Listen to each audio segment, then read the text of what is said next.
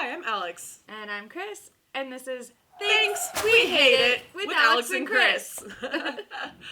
All right, so I am excited. Yeah, we got a good episode today. Very exciting topic. We're going to be counting down our top 5 worst special effects or makeup effects. This was kind of a hard one for me, honestly. Yeah. Because, it's just, every movie has, their own special, unique way of doing things. And, of course, I'm a huge fan of super low budget, really shitty movies. B-movies are where it's at. Right, so it's kind of I can't because we know it's shitty, but that's what makes it so good, you know, so there's it was a difference between, basket case and, a big studio film. Yeah, absolutely. So that's what we're talking about here. We're not going to try and shit all over B-movies. Hell no. We get it. You're under budget constraints. I do have one B-movie on here that I just couldn't let go. So I do as well, so that should be fun to talk about. I wonder if it's going to be the same one. I doubt it. Probably With not. B-movies, there's so many. Oh, yeah, for sure. For sure. Right. Let's see, your number 5. Oh, all right. It's so funny because I saw actually TikTok about this and how they used one of the sounds of no one's gonna know, and then it's they're gonna know. The CGI mask in Halloween H2O. Yep. I know exactly what scene she's talking about. It's one scene, and I know exactly what scene she's talking about. When he confronts his first victim, I think. It's when they're in the kitchen area. Yeah. Yeah, the kitchen area, and he's trying to find the corkscrew. Yep. And. Big nose guy. Yeah, it's just, it's so bad. It's this is beyond, they're gonna know. This is, it was just the shadow, it was so fucking lazy. Right. Why did you shoot that scene without him wearing the mask? Was that just a stand-in scene, and then you're well, we'll do it again with the mask later, and then you forgot? Exactly, because, they could have easily done that, after the fact, if they're going through the shot list, and they're oh, fuck, we forgot this. You could have easily But again, H2O is, by the time that comes out, the 7th time they're doing these movies, you would think that, oh, wait, he's not wearing his mask. Right. Let's fix that. Continuity. Right. And it's a big production, so it's not this is, this is independent. This is, you had some big producers on this movie. And I think, what was it, Dimension? Yeah. It was Dimension that had taken over at that point. So there's no excuse for that. There really just isn't. No. All right. Nope. And the problem is it is a really short scene, but that's how blatant it is that even though it's a blink and you miss it type thing, you won't miss it. Right. It's so loud. It's hard to miss that. It's hard. So hard. All right. What's your number 5? My number 5 is also from Halloween, but for a different reason. It's Sam Loomis, his makeup from Halloween 4 and 5. The man was supposedly exploded at the end of Halloween 2, and they kept the continuity, but then, especially in 4, it looked like they just wadded stuff up and stuck it to his face. Yes, and only in one area of his face. It looked bad, you guys. Yeah. It looked really bad. Again, pure laziness at that point. Yeah. It's you know how to make a burn victim. You've been doing Freddy for how many... you know how to make a burn victim. And I don't know if, they were trying to kind of stick with the vibe of, this was a low-budget film to begin with. Right. But, I'm sorry, but when you have that much money... And, again, you're an independent filmmaker, and now, all of a sudden, your film is getting thrown into the big world of studio filmmaking. Why would you not seize that opportunity to be look how much fucking money we have, so we can play with it, and we can actually make things look nice, right. That, it really looks like something that, someone of my budget would slap together. It's not where it's at. No. No. All right, what have you got for number 4? Ooh, all right, the 2010 Nightmare on Elm Street. I've got the same one. Yeah. But mine's much higher. Okay. Oh. Wow. All I can fucking say is, are you fucking kidding me? Are you kidding me? Mm-hmm. This is beyond bad. Horrible. This is not even close to a new take on, this is just... No. Jesus Christ, guys. And my points when I bring it up, when it comes up later in my list, my points for it were... why would you change such an iconic character? We all know what Freddy looks like. We do. And unlike his counterparts like Michael and Jason and Leatherface, he doesn't change his appearance from movie to movie. Like his face is the same, his wardrobe's the same. Right. Whereas the other ones, their masks change, their wardrobe change, everything will change. So when you take someone that iconic and make it new, you already failed with audiences. You did. So, which, I mean, to be fair, it's kind of unfortunate because it is nice to have, a remake come in and be like, you know what, let's kind of switch things up. I respect that to a degree. Because you don't want to necessarily remake the same movie shot for shot, Psycho, so like you don't necessarily want to do that. So it is kind of nice to change up a couple things.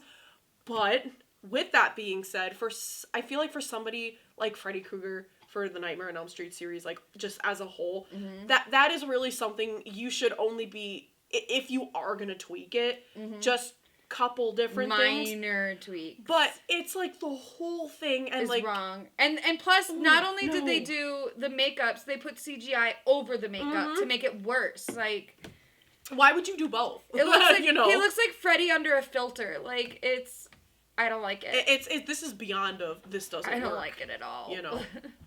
Yeah. All right. So my number. Right? No, my number 4. Jesus. Go ahead. She's bad at counting backwards, guys. Sorry.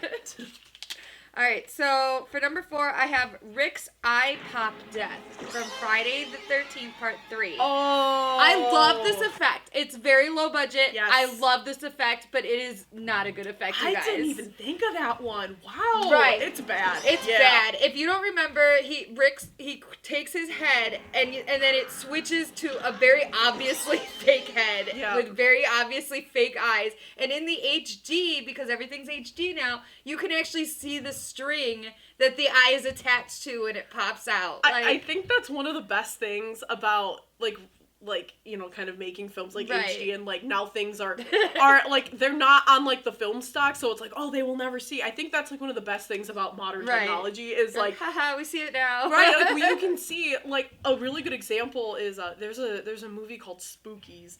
It was supposed to be just kind of like a parody, whatever. And there is a part in there where you can actually see the puppeteer clear as day in the background, doing the puppet, and it's just, I couldn't even laugh or say, man, that's so bad, because like, it's great, I can't even be mad at it. I really can't, because when they made it at the time, it worked. Well, that's why I feel like I'm not as mad about the eye pop. I know I have it ahead of Loomis, but Loomis does make me more angry because that is very like easy. That's just better makeup. Whereas they had to put together a dummy and all that stuff for the eye pop, and it just. I can't knock them for what they did at the time with what they had, but it's not a good effect, you guys. Like, they did all that work just for it to still kind of look like garbage. Right, exactly. Yeah. But they tried. But I still love it, so. A for effort, Right. Yeah, for sure. All right, number 3. Ooh, okay, so one of my absolute favorites, Freddy vs. Jason. I love that movie. I love this movie so fucking much. But guys, the worm. The worm, the Freddy Krueger worm smoking weed. My God. Again, big budget film, studio filmmaking, and you put that in there? What? I think the whole problem is they didn't have a clear vision for that movie. 100%. At all. They were kind of throwing shit at the fan and seeing how fans were going to react, Right. And he was only smoking weed, right? Like, he should. Why does he have to be a worm? He should have recognized that this caterpillar, this like Alice in Wonderland from Hell caterpillar, is not like, you don't, unless he mixes his drugs, you don't get psychedelic, from pot, guys. It's a lie. It's a fact. It's a lie that they tell you to make you not smoke pot. Like, you don't hallucinate. Yeah. It's 100% fact that you don't hallucinate, and it does not matter how much you smoke it. And so, any strain, by the way. So, it's, I don't understand. Like, unless he was on, like, some weird-ass painkillers, or, like, he had, crossfaded. Well, I get it that it's supposed to be Freddy, and he fell asleep, and that's what he's dreaming, but it's like, it just didn't work. It's just no. Yeah. And then it going in his mouth and everything. Yeah, no. Didn't work for me. It's a no for me, dog. I agree. All right. So number 3 for me. Yes. This is the low budget film that I was talking about. It's a B movie, and we've done a review on it, we've done an indie spotlight on it for the news. It's called The Sand. It's from 2014. And we watched it because the description of the movie on Vudu or whatever was the beach eats people. And I was like, I'm in. So sounds awesome. Right. So basically this whole movie, I don't hate the movie. It's not a bad movie. But the movie, almost all of its effects are CGI, and it suffers for it really bad. I feel like their budget would have been better served if they had done practical effects throughout most of it, and then saved all their CGI for their final monster at the end to make that look as good as it could have. But there's one scene in particular that's just atrocious, and there's this character named Mitch, and when he falls in the sand and starts getting eaten and dying, seriously, he's got his limbs spread out, and it looks like someone just went in with MS Paint and, like, faded out his arms. Lord. It looks that bad. It's Yikes. Unforgivable. even in a B movie. Sure. Like, and the thing with CGI, like, CGI has its place. Absolutely. There are just some effects, like, you just can't do practically. And that's okay. Right. And I have nothing against CGI. Mm-mm. I really don't. But there are just some things that are just better done practical, and people wounds especially, like wounds and blood sprays. Yep. Do not CGI a blood spray. And this whole movie, it was just all over CGI. You're cutting. Yeah, like when you choose to use CGI for stuff that can be done so easily with practical, you're just straight up cutting corners, and there's no excuse for that. And you're screwing your own budget, because CGI is going to be way more than, half of the effects you can get that I get with liquid latex and paper towels. You can make so many good things super cheap. You can use food. You can use, food dye. I remember my early years, of filmmaking. It was always corn syrup. Mixed with a little bit of water, sometimes a little bit of mouthwash, and red food dye, and it killed. It looked awesome on camera. Yep. And you get the linked sausage to be intestines and stuff. Chitlins. Yep. I've used chitlins before, and I wouldn't recommend that, but it's very effective if you want a good practical effect. Intestines, right? Absolutely. But that's what I'm saying. It's if they had done more of that and just really tried to embrace the B movie that they were, of course, instead of trying to be a flashy CGI movie, I think it would have been better for their overall movie. Because I did like it, but I couldn't get over the CGI in it. It was bad. Definitely. All right, so. Okay. I can't believe I almost forgot about this movie, but I told you earlier, I was like, you know what? I was like, I can't believe I forgot it, maybe because I was trying to forget it. Literally everything in Drag Me to Hell. Yeah, I agree. Everything. I almost put that on my list, but I didn't. It was awful. Particularly, the scene, I think she's, in her car, and, it's, the napkin, or, the fucking, I don't even remember.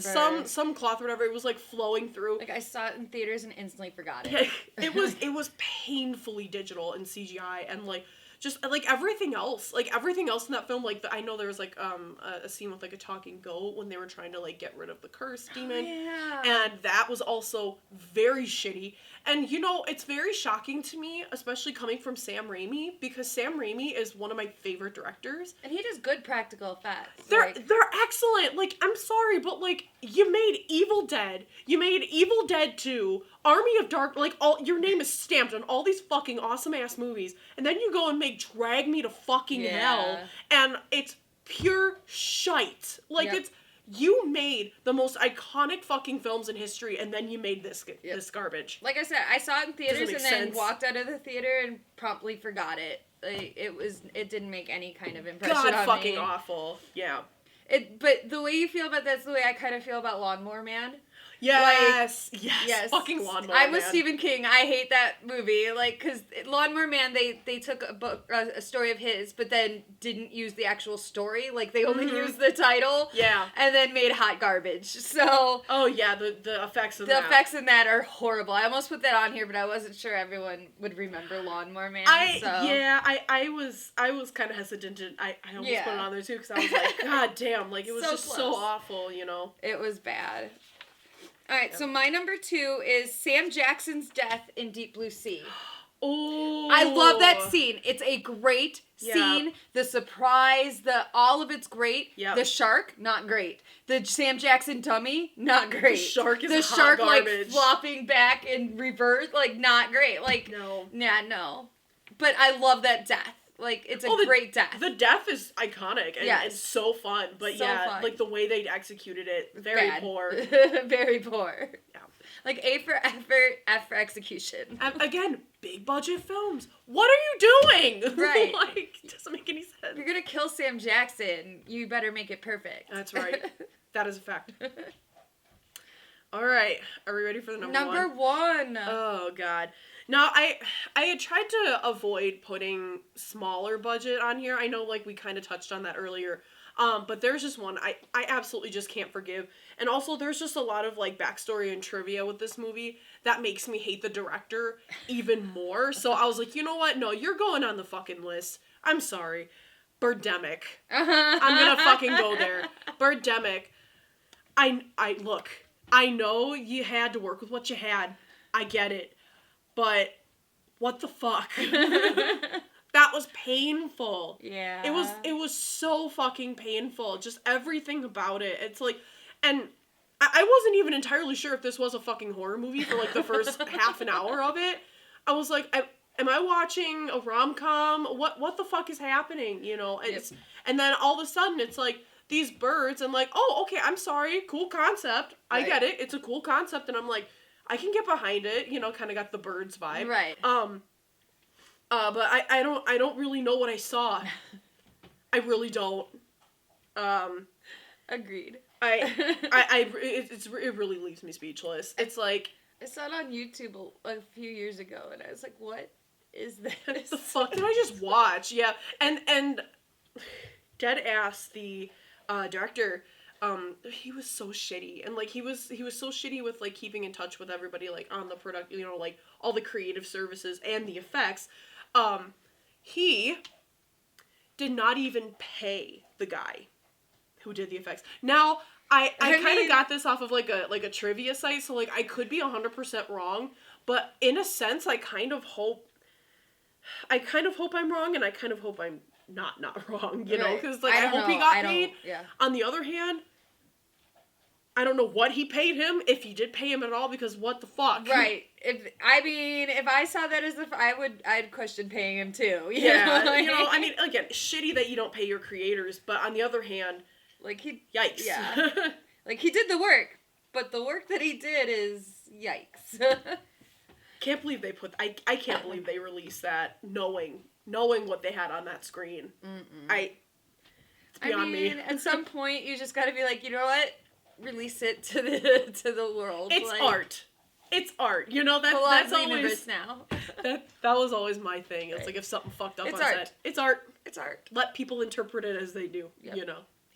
All right, let's get it. Well, my number 1 is, we already covered it, was Freddy. That's how much I hated it. That is how much I hated that new Freddy.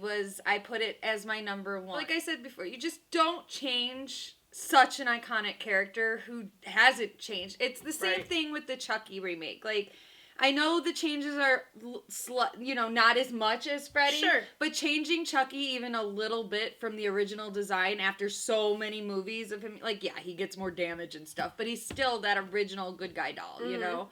And so you've already lost most of your audience by then. That's true. So that's where we're gonna leave that one.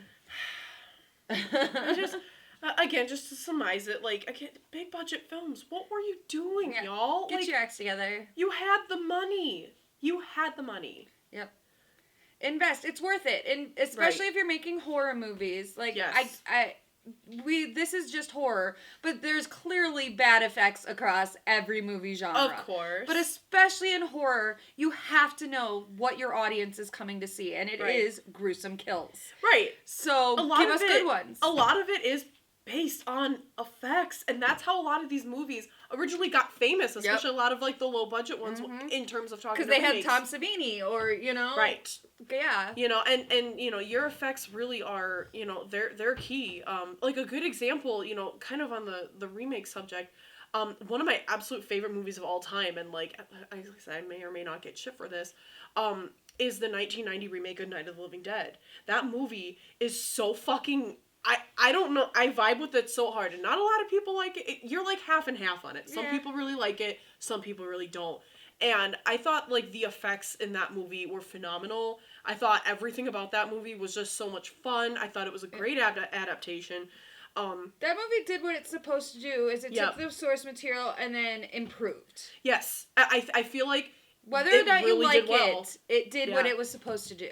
Like I feel like if you're gonna remake a classic like that, that's how you should do it. You know, and I think that's really a good guideline. It's like it's textbook to me, you know, and I remember seeing that movie when I was really young, and it scared the absolute fucking shit out of me. It scared me, and you know, not a lot of movies scared me when I was young, you know, because I was already into horror, you know, by the time I was like fucking 6 years old. But that movie was, you know, and it was a remake, so remakes they can have good power, and they can be fucking amazing. But you have to do it right. You have to respect the original that came before, too. And you have to respect the fans of that original. Absolutely. Because if you do the one wrong thing, like I said, you've already lost half your audience. Absolutely. All right, so that was our top 5 worst special effects or makeup effects. Tune in next week where we talk about 5 worst casting choices, I believe. Yes, it is the casting. Big topic. I got some we got some stuff to say. All right, so thanks for watching, and tune in next week.